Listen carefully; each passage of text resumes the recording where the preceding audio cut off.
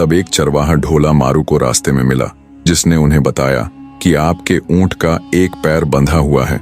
ढोला ने तुरंत रस्सी को काट दिया और वो रस्सी उस चरवाहे को देते हुए बोला, अगर उमर सुमरा हमारा पीछा करते हुए आए तो उसे ये रस्सी दे देना और कहना, ढोला के ऊंट ने 3 पांवों से कठिन घड़ियां काट दी हैं, अब उसके चारों पैर जमीन पर है। इतना कहते हुए ढोला ने ऊंट को हाँका तो वो तेज गति से दौड़ते हुए हवा में तैरने लगा। काफी देर बाद ढोला का पीछा करते हुए उमर सुमरा आया तो चरवाहे ने उसे वो रस्सी दिखाते हुए सारी बात बताई। चरवाहे की बात सुन उमर सुमरा अत्यंत निराश हो गया और चुपचाप वापस अपने घर की तरफ चल पड़ा। उधर ढोला अपनी पत्नी के साथ नरवरगढ़ पहुंच चुका था। वे सुस्ताने के लिए कुछ देर बाग में बैठ गए। ढोला मारू को देख भागा भागा बागवान राजा नल के पास गया और उन्हें शुभ समाचार सुनाया। इस शुभ संदेश के लिए राजा नल ने बागवान को बहुत सारा इनाम दिया। बाग में ही उत्सव का आयोजन किया गया। रानी दमयंती खुद अपने बेटे और बहू को लाने के लिए बाग में आई। रानी दमयंती ने जब अपनी बहू का मुखड़ा देखा तो उसके सौंदर्य की तारीफ की और मुख दिखाई की रस्म में 10 गांव मारू को दिए।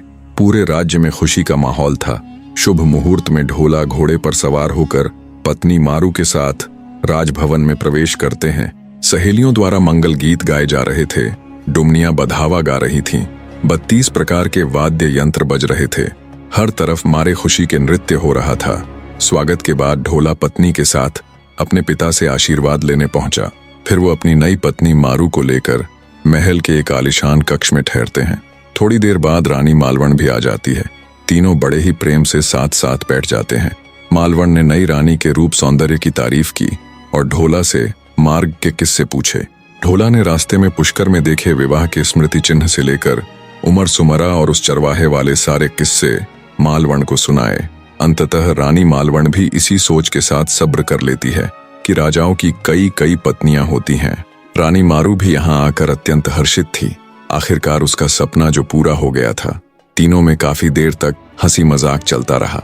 मारू को ढोला अत्यधिक प्रेम करता था, पर फिर भी वो अपने सास ससुर के कहे में रहती।